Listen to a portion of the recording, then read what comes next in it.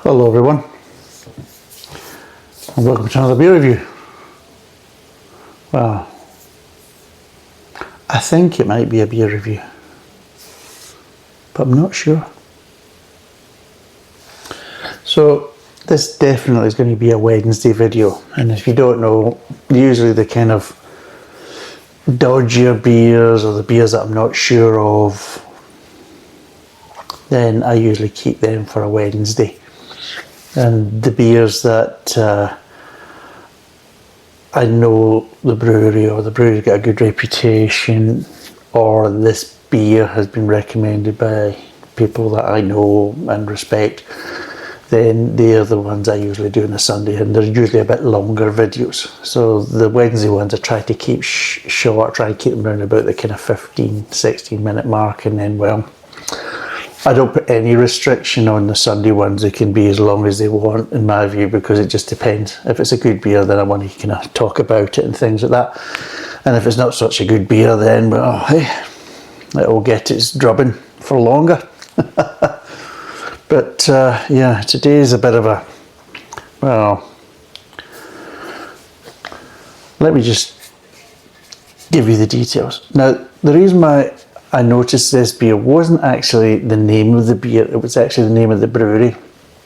And I caught that, and because I'm up in Scotland, it just caught my eye because obviously I've been to this place quite a lot, and it's the St Ives Brewery down in Cornwall, and I've been to St Ives quite a lot of times and things like that. Never for pleasure, it's always been for work. And while it's a lovely place and everything else, it's a dreadful place to get parking. And then you got that stupid hill up and down, because 9 times out of 10 you can't park down below, you have to park up halfway up the bloody hill.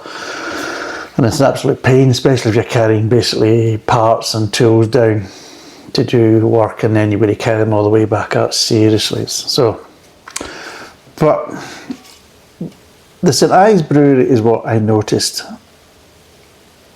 After basically buying the beer and bringing it, I knew there was a good chance because I actually read the name.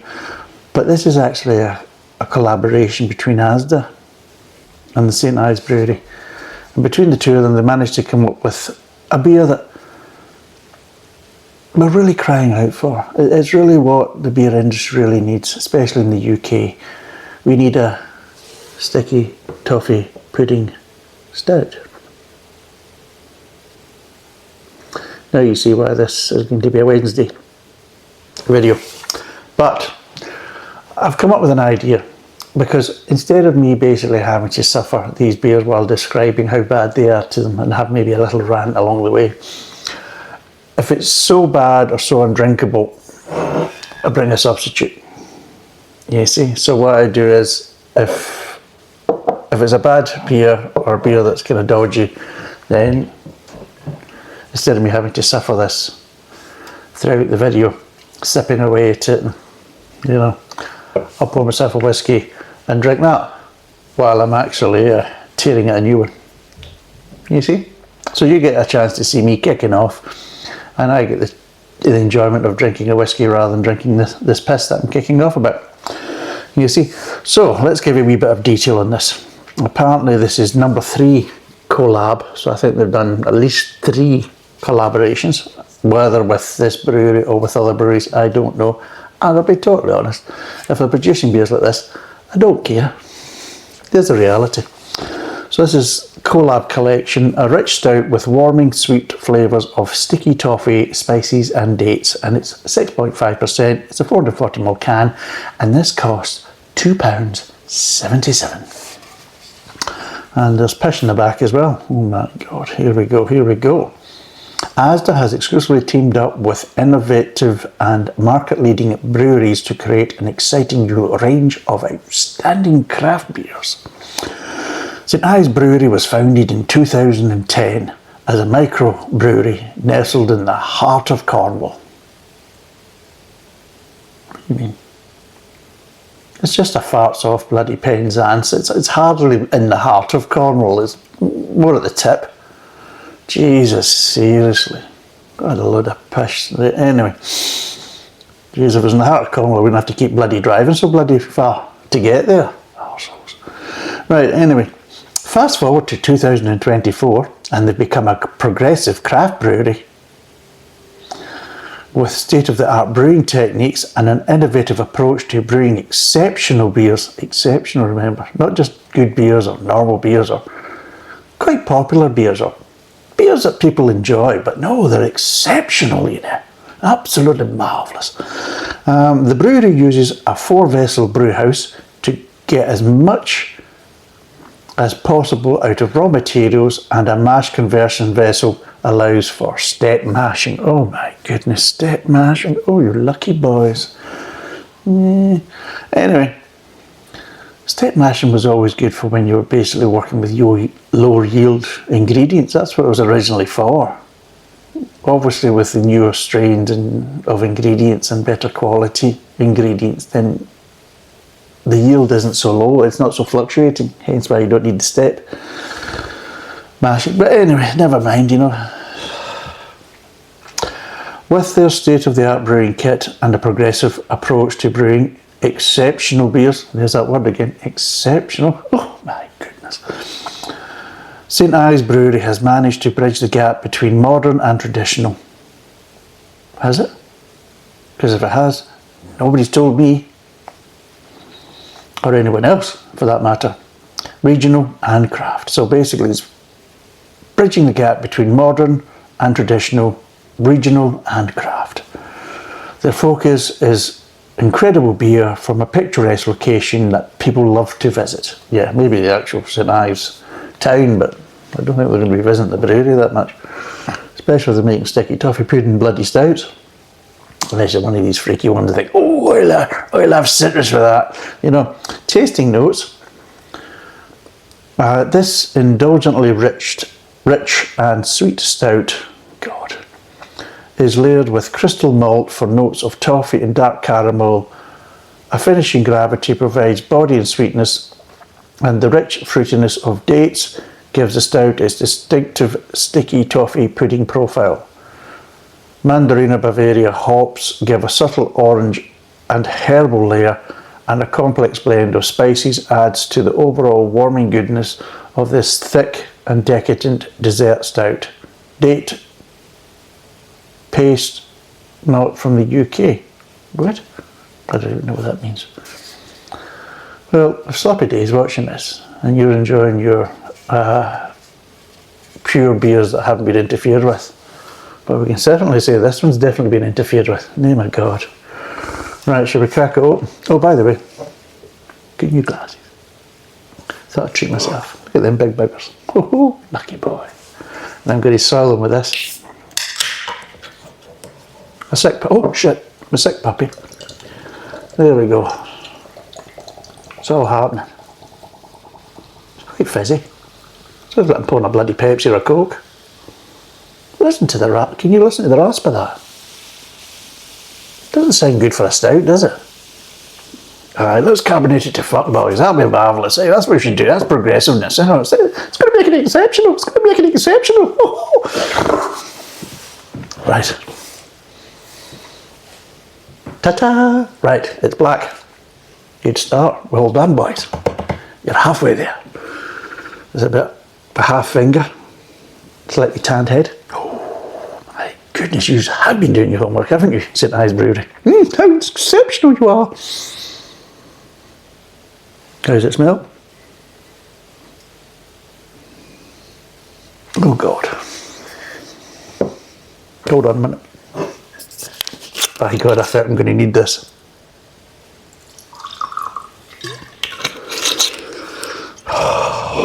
Just going by the smell.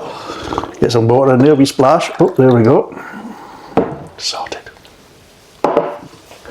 So, it's there, it's ready to go. Right, how does this smell? A cross between banoffee pie and, you know, you used to get them, well, for people in the UK, you used to get these kind of big yellow, kind of soft banana chews, with a kind of really false chemical kind of banana flavouring. Well, they're quite sickening. I didn't like them. Well, they weren't my cup of tea. A lot of people did, but I didn't. It smells between a cross between banoffee pie and them sweets. Which means I'm getting kind of quite sugary banana tones. And it does not smell good. It just goes straight to the whiskey, kind of. Just fuck this off and just get wired out in the whiskey and just have a huge chat or something. Talk about the weather. And show you pictures of mine growing toenail. Oh, fuck it. Right, come on then.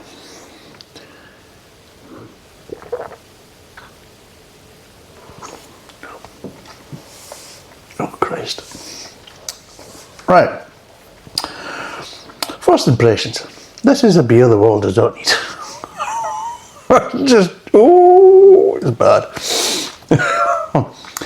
The good thing is, it's not as sweet as I was worried about. I was quite worried because I really do hate. It's bad enough, horrible stouts with stupid flavours, but it's when that sickly sweetness really annoys me. There is a bit of sweetness there, but it's not as sweet as I thought it was going to be. So that's one good thing. It's still sweet enough, but you know, and Christ.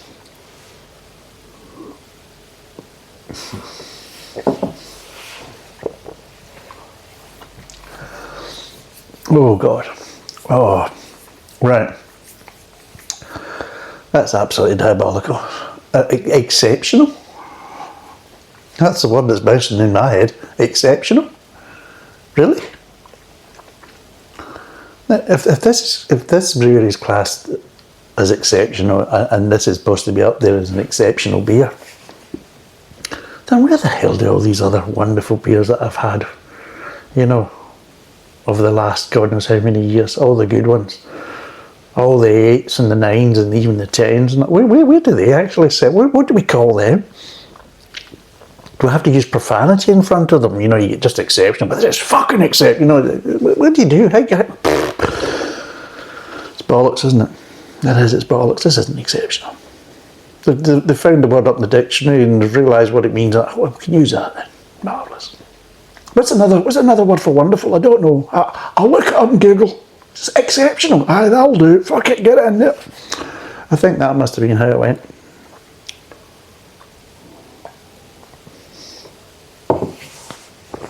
Right, I'm going to quickly do the flavour so I don't have to drink any more of this shit.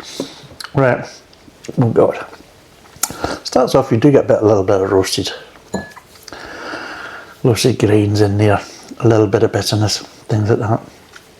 So you get a little bit of kind of roasted kind of grains. You get a little bit of slight molasses. You get this kind of sweetness. It's not a particularly nice sweetness because it doesn't actually feel particularly natural. It's not overly sweet, but it's still quite sweet. And again, it doesn't feel any connection to any of the other flavours at the front of the mouth. Moves out the mid-tongue. And you get this kind of slightly dried fruit and kind of banana-esque kind of flavouring in the mid-tongue, which really is quite disgusting. It really is. And it doesn't taste anything like... I like sticky toffee pudding. And I like beer. But I never ever thought it's a case of I want to put the two together. And there's no bearing of sticky toffee pudding. It is more basically a hankering towards banoffee pie, really. Which again is not a good thing to have in a stout anyway, you know. Christ. But yeah, it's just, and you get little accents of bitterness near the back end of the mid-tongue, and that's all you're really getting is this kind of sweetness and these kind of full kind of banana flavours and maybe a little hint of dry fruit. And it really is quite dreadful, actually. And thankfully, nothing really kind of lingers very much. It all kind of dissipates fairly quickly, apart from the last flavour, to fuck off. And I use that term accurately because that's what it feels like. Or just, you know, you get to that point, just fuck off. That's what you're thinking, just you. And it's the sweetness. The sweetness is the last thing to go, so it kind of hangs about longer than it really needs to be, to the point is that's why you're thinking, you F off, get out of here, I'm sick of you. Right, last sip of it. God, it's gotten to a point with the sink. Anyways, another beer review.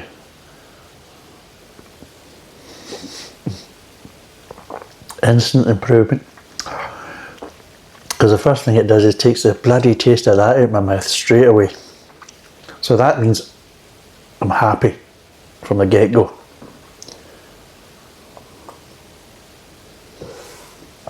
Second sip, oh, just gets better, so it does. Even a standard blended scotch is so much better than a shitty beer, especially if it comes from a microbrewery that's now, oh, a progressive craft brewery, oh, fancy that. Yes, and this is going to be a regular thing. So if it comes to that potentially could be a dodgy beer, then I'll always have the whiskey as a backup. That's my plan now, and I'm sticking to it because it's right now, it's working, because I don't have to worry about keeping sipping this and like, no, this is shit, don't buy it. It's crap, it really is. We'll give the scoring in a minute, but yeah, this is nice. Back to the horrible beer. What would I give it out of 10? I think you could probably guess where we're going to kind of end up here. It's not difficult. But what I don't understand is why. Why do they need to make a beer like this? For what reason? I can understand companies making crappy beers because, like I said in previous ones, it's like a vehicle to sell alcohol. It's a way of basically, people want alcohol, but they want it packaged up in a way where it's either acceptable to drink a lot of it. Because obviously it's a lot easier to basically sit there and keep knocking back the pints and the wood beer and knocking back the bottles of this stuff, you know, so you've got to look at it that way. So by making an easy drinking beer that's got a decent amount of alcohol in it that's affordable, you know, I can understand that, because it's not really there to be a good beer or anything like that. It's there just to be a vehicle to deliver alcohol. And it works, unfortunately, because just recently Heineken has announced their profit, and the profits are now basically, obviously not for this year, but for last year, so the last quarter has been announced as well. So their overall profits for 2024, before tax of course, this is the gross profit, is €1.5 billion. So when you sometimes question why do they make beers like this, well, there's your answer. Because it certainly makes the accountants happy. Might not make beer drinkers happy, especially ones that actually like the taste of beer and enjoy beer. But as in more traditional beer, just not piss water. And there you go, there's a reason why. So I can understand that. What I can't understand is why make a beer like this? For what reason? What's the gain by making this beer? I honestly really don't know. Is it to try and shock people, or look what we can do? Is it that type of thing? Is it a way of showing off maybe? Because we can. Not because you should, but because we can. That's the only thing I can think of. Or just, you've just completely misjudged your market. And I just don't understand. And I don't know how much the brewery had a say in this, or how much ASDA kind of pushed them toward this. I don't really know, but at the end of the day, if you were a brewery that actually valued your reputation and the quality of your beers, no matter how much ASDA pushed, you would have told them to fuck off. You know what I mean? Well, I would have anyway. So, out of 10, what would I give this? Well, let's be totally honest. It's rubbish. It comes in a can. And you can't reuse a can. You know, if it was an unused can, but it's now a used can.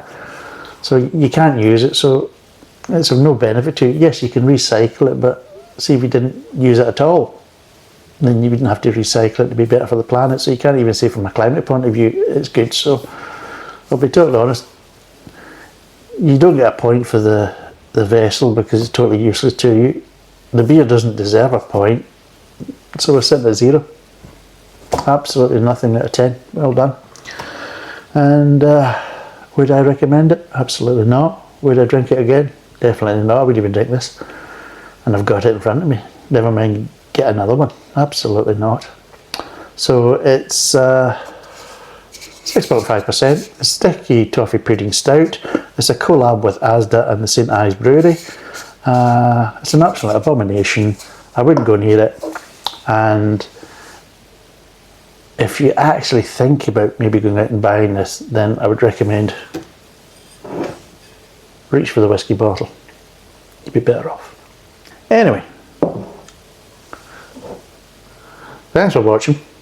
Cheers and bye for now.